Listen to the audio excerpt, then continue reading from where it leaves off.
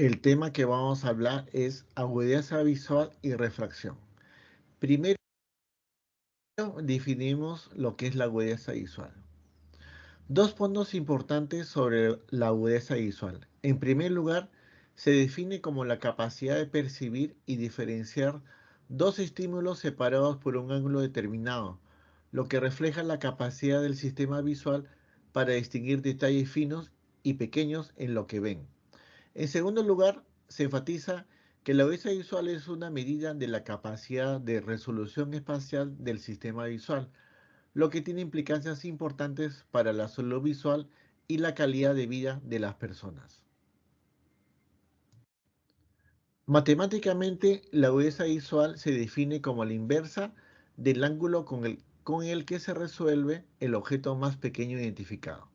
Es la siguiente fórmula. Existen diferentes factores que afectan a la agudeza visual. Tenemos los factores fisiológicos, como la densidad o disposición de los fotorreceptores. La excentricidad de la fijación, es decir, la agudeza visual es máxima en la fobia y disminuye a medida que se estimula la retina más periférica. También otro factor es la motilidad ocular, cuya estabilidad de la imagen retiniana en función a la calidad de los micromovimientos sacádicos del ojo. Otro es la edad del sujeto. La agudeza visual es muy baja al nacer y mejora con la edad para estabilizarse y decaer lentamente a partir de los 40-45 años. Otro factor es la monocularidad o binocularidad. La agudeza visual binocular es normalmente del 5 al 10% mayor que la monocular. El uso de medicamentos midriáticos, mióticos y cicloplégicos pueden alterar la agudeza visual. Algunas enfermedades oculares o sistémicas pueden afectar también la agudeza visual, la queratoconjuntivitis, la diabetes mellitus, la presión arterial, etc. Existen también factores neuronales, transmisión de la información a través de la vía visual, grado de desarrollo de la corteza visual, etc. Otro de los factores, encontramos los factores psicológicos. Eso tiene que ver mucho con la experiencia previa con la prueba, la fatiga física o psíquica, la motivación o aburrimiento, sobre todo en niños, al momento de hacer el examen. Otros son los factores físicos, de la sala de iluminación, de los octotipos, el color, el contraste, la tipografía, la distancia del sujeto y del ojo, el tamaño, la refracción pupilar, la metropía y las aberraciones ópticas. De las características fisiológicas de la agudeza visual surgen varias definiciones importantes. Uno es el mínimo visible. Primero, el mínimo visible representa la unidad espacial más pequeña que nuestro sistema visual es capaz de percibir. En otras palabras, es el tamaño mínimo que un objeto debe tener para que nuestro cerebro lo pueda identificar como una forma separada del fondo. El segundo punto importante es que el mínimo visible se determina calculando el diámetro mínimo que puede tener un disco sobre un fondo para que sea percibido. Esta medida nos da una forma cuantitativa de determinar el tamaño mínimo de un objeto que nuestro sistema visual puede detectar. Además, se menciona que el mínimo visible se relaciona con el ángulo mínimo necesario para estimular a dos conos separados por un tercero, que es de unos 36 segundos de arco. Esto significa que dos conos deben estar separados por al menos ese ángulo para que podamos percibirlos como objetos separados. Otro concepto a conocer es el mínimo separable. En la ley habla acerca de la habilidad visual de separar objetos muy próximos, lo que se conoce como mínimo separable. Este límite se sitúa en torno a un valor angular entre 50 y 94 segundos de arco y se puede evaluar mediante pruebas de la agudeza visual de Vernier. Además, esta habilidad es utilizada en la exploración clínica de alteraciones maculares en pruebas como la rejilla de Ansel y algunos microperímetros computerizados. En resumen, la capacidad de discernir objetos muy próximos es una función importante del sistema visual que permite realizar diversas actividades cotidianas y es valorado en la exploración clínica. El último concepto es el mínimo reconocible o discriminable. Es una medida de la capacidad del sistema visual para nombrar o reconocer correctamente formas, objetos o su orientación.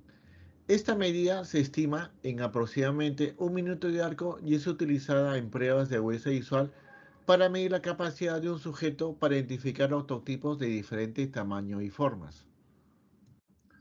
En segundo lugar, en la prueba de agudeza visual se utilizan octotipos progresivamente más pequeños para medir la agudeza visual de un sujeto.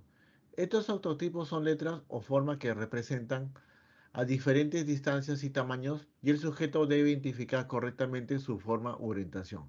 La capacidad del sistema visual para reconocer estos octotipos está relacionada con la resolución espacial y la sensibilidad del ojo. Medidas de la agudeza visual. Para medir la agudeza visual en un contexto clínico, es importante tener en cuenta que se puede medir tanto sin corrección como con diferentes tipos de corrección, incluyendo la mejor corrección posible. También es posible medirla utilizando un agujero estenopeico. En general, se suele medir primero de forma monocular y luego binocular. Primero sin corrección y luego con la corrección habitual del sujeto. Es importante tener en cuenta estos factores para obtener una medida precisa y confiable de la agudeza visual. La agudeza visual se puede medir de tres maneras: sin corrección óptica, con corrección habitual y con agujero estenopeico. La agudeza visual sin corrección se mide sin el uso de gafas o lentes de contacto, mientras que la agudeza visual con corrección se mide con ellas.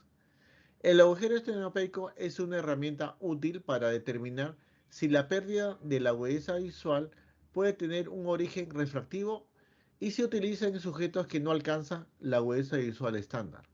En resumen, estas tres formas de medir la agudeza visual son importantes para evaluar la calidad de la visión de un individuo y detectar posibles problemas refractivos.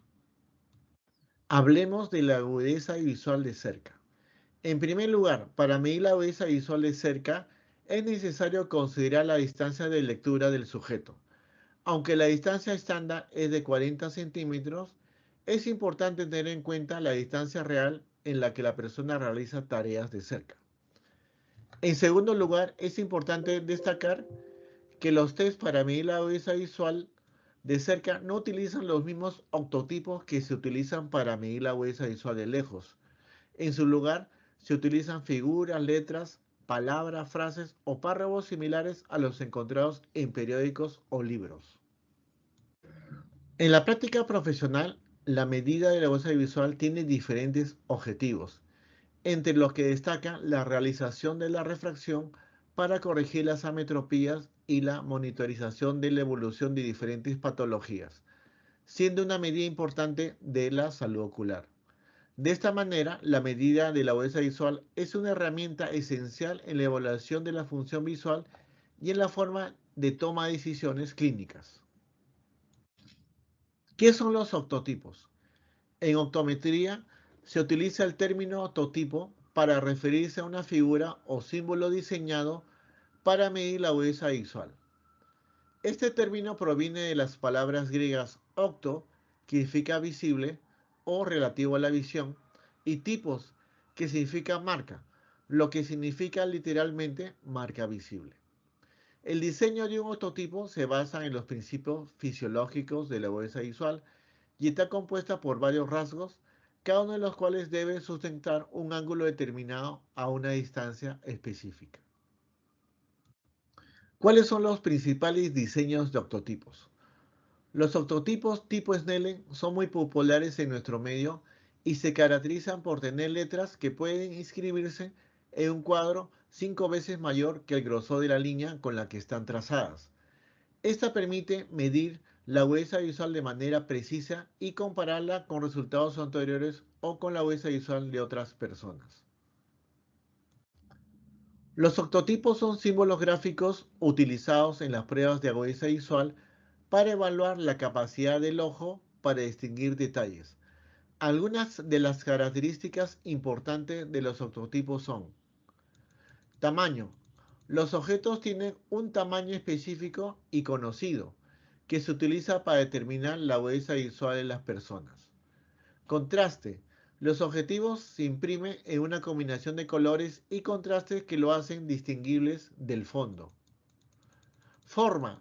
Los objetivos tienen formas específicas como letras, números, anillos o líneas que se utilizan para evaluar diferentes aspectos de la agudeza visual. Orden. Los octotipos se presentan en un orden específico y determinado para evaluar la capacidad de la persona para distinguir detalles más pequeños y sutiles.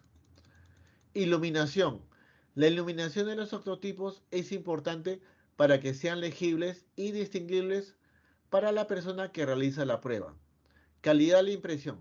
La calidad de la impresión de los octotipos debe ser alta para evitar errores en la evaluación de la agudeza visual. En general, los octotipos deben ser precisos, estandarizados y bien definidos para proporcionar resultados confiables y precisos en la evaluación de la agudeza visual.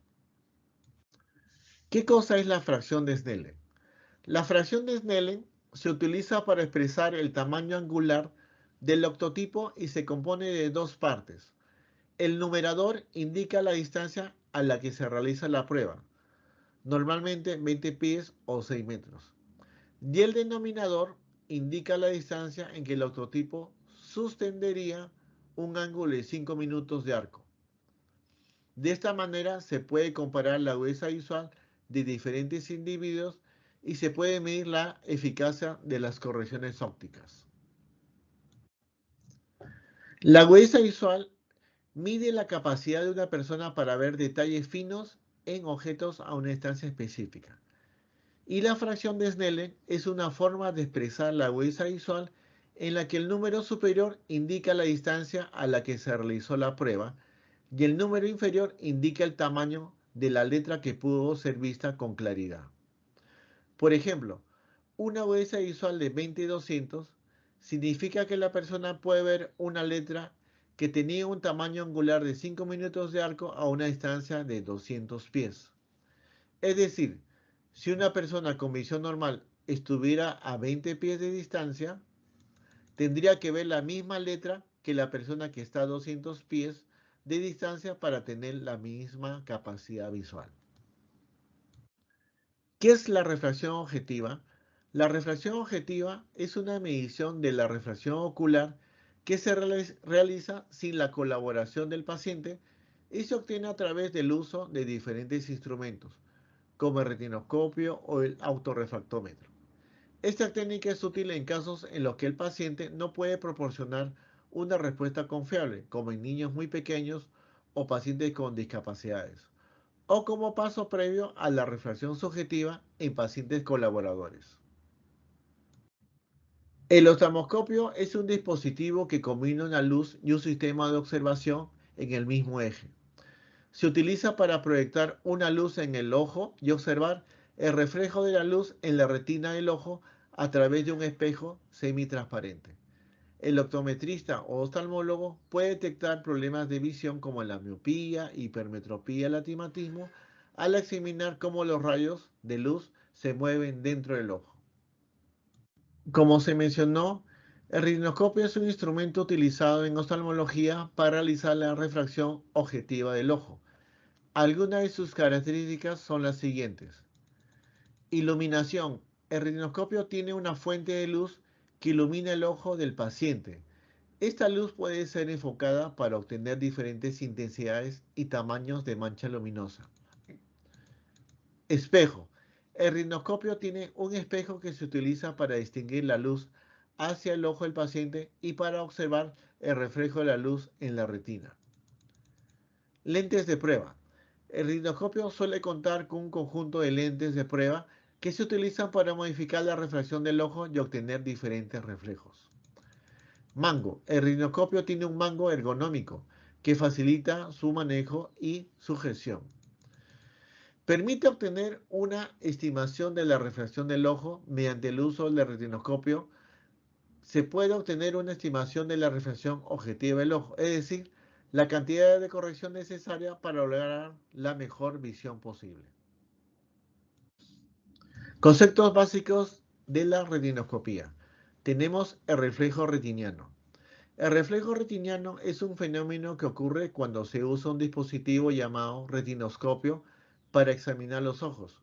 Cuando se dirige la luz del retinoscopio hacia el ojo del paciente, ésta se refleja en la retina y se observa como un reflejo luminoso en la pupila. Este reflejo puede ser utilizado por el optometrista o el oftalmólogo para evaluar el estado refractivo del ojo y detectar problemas como la miopía, hipermetropía y el astigmatismo. En condiciones normales, este reflejo se forma en la retina del paciente y es un indicador de una visión saludable. ¿Qué es la refracción subjetiva? La refracción es un proceso de ajustar la vista para que la luz se enfoque en la retina del ojo. Esto se logra mediante el uso de lentes que se colocan delante del ojo para corregir problemas de visión como la miopía, la hipermetropía y el astigmatismo. La refracción subjetiva es una técnica que se utiliza para comparar la agudeza visual que se obtiene con diferentes lentes y elegir la mejor opción en base a los cambios que experimenta la persona en su visión. Entonces, la refracción subjetiva es una técnica que se utiliza para comparar la agudeza visual que se obtiene con diferentes lentes y elegir la mejor opción en base a los cambios que experimenta la persona en su visión. ¿Qué son las llamadas ametropías? En términos simples, emetropía significa que el ojo está en un estado óptimo en el que puede ver claramente los objetos lejanos sin necesidad de utilizar ninguna ayuda visual, como lentes o como gafas. El punto focal de la luz se enfoca directamente en la retina del ojo, lo que permite que la imagen se vea clara. Es un estado refractivo normal del ojo que se da en la mayoría de los pacientes. Hay tres tipos de ametropías desde el punto de vista clínico. La miopía, que es un exceso de potencia en el ojo, la hipermetropía, que es un defecto de potencia, y el astigmatismo. El estado refractivo del ojo va a depender principalmente de cuatro factores. 1. Curvatura de la córnea. La curvatura de la córnea es el factor más importante en la determinación de la refracción del ojo. La córnea es la estructura más externa del ojo y es responsable en la mayoría del poder refractivo del ojo. Una córnea más curva va a producir una mayor convergencia de los rayos de la luz y una mayor potencia refractiva. Número 2. La longitud axial del ojo. La longitud axial del ojo se refiere a la distancia desde la córnea hasta la retina. En general, un ojo más largo tiene una mayor potencia refractiva y es más propenso a ser miópico, mientras que un ojo más corto tiene una menor potencia refractiva y es más propenso a ser hipermétrope. Tercero, la potencia del cristalino. El cristalino es la lente natural del ojo y se encuentra detrás de la pupila. La potencia del cristalino se puede ajustar para enfocar objetos a diferentes distancias. Un proceso conocido como acomodación. A medida que envejecemos, el cristalino se vuelve menos flexible y pierde parte de su capacidad para cambiar su potencia, lo que resulta en una disminución de la agudeza visual de cerca y la necesidad de usar lentes correctivos. Otro factor importante es la curvatura del cristalino. La curvatura del cristalino también afecta la refracción del ojo.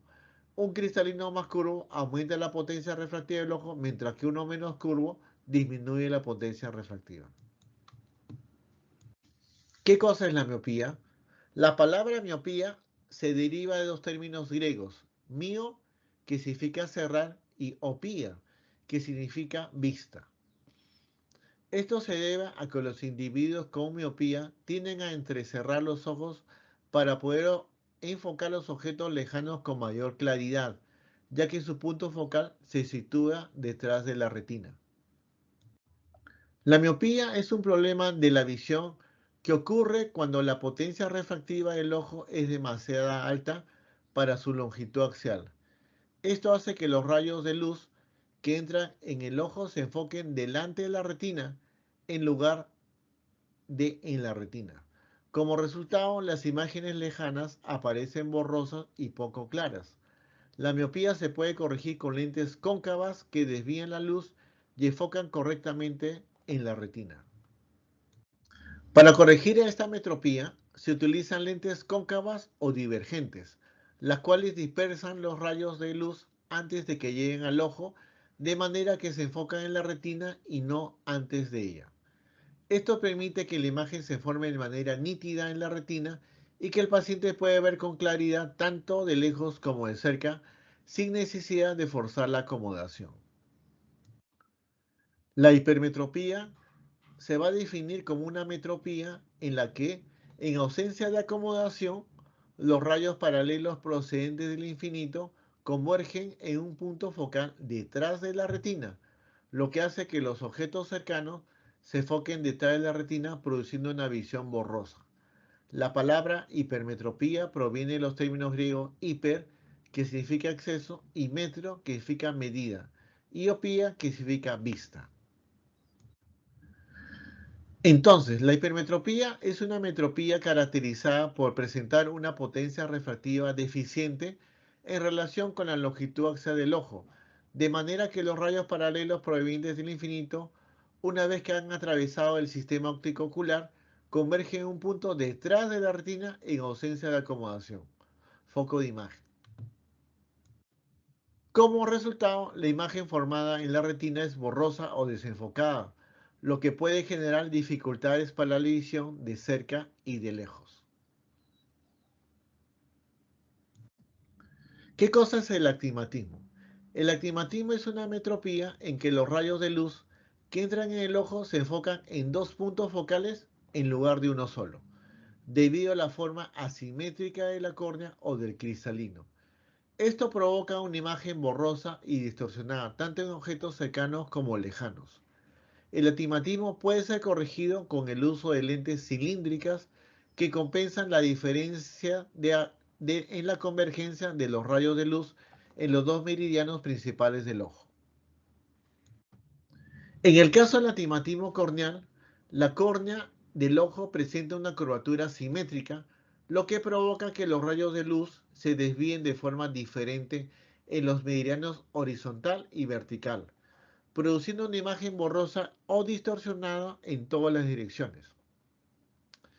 Esta condición puede ser corregida mediante el uso de lentes cilíndricas que compensan la simetría corneal y permite que los rayos de luz se enfoquen en un solo punto en la retina, produciendo una imagen clara y nítida.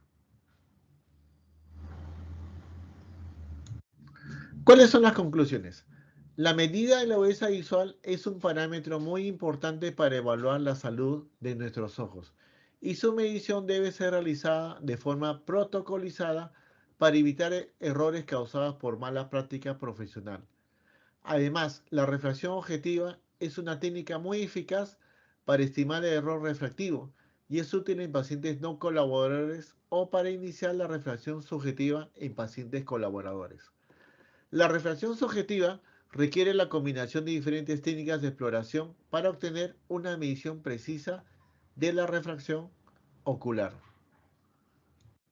Como profesional de la salud, es importante destacar que las personas con miopía tienen más probabilidades de presentar lesiones oculares que requieren medidas de prevención y detección precoz. Por esta razón, se aconseja realizar revisiones del fondo del ojo bajo midriasis bianuales hasta la cuarta década de la vida y anuales a partir de ese momento. En cuanto a la hipermetropía, es importante tener en cuenta que su presencia es normal durante el desarrollo visual en la infancia. Sin embargo, puede estar relacionada con ambliopía y estrabismo y afectar negativamente el desarrollo de la agudeza visual y de la visión binocular.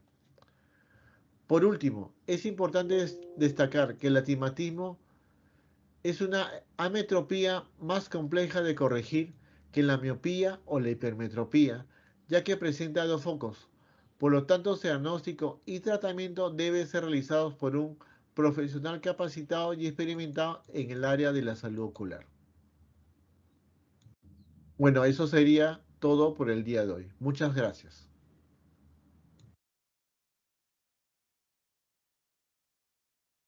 Gracias, doctor. Muy bien, ¿alguna pregunta, alguna duda? Vayan llenando el formulario de asistencia, por favor. Ya no se olviden. Entonces, en 5 minutos vamos a hacer la segunda parte que es córnea y esclera. Ya entonces nos vemos en 5 minutos. Doctor, disculpe, el formulario no lo pasó. Al delegado le he mandado el WhatsApp, Ah, ya, porque ya. por acá, por el Microsoft sí no me permite mandarles mensajes. No sé o si no lo pueden activar para mandarle el formulario. ¿Quién puede activar eso? No. A ver, déjame ver. Anotar.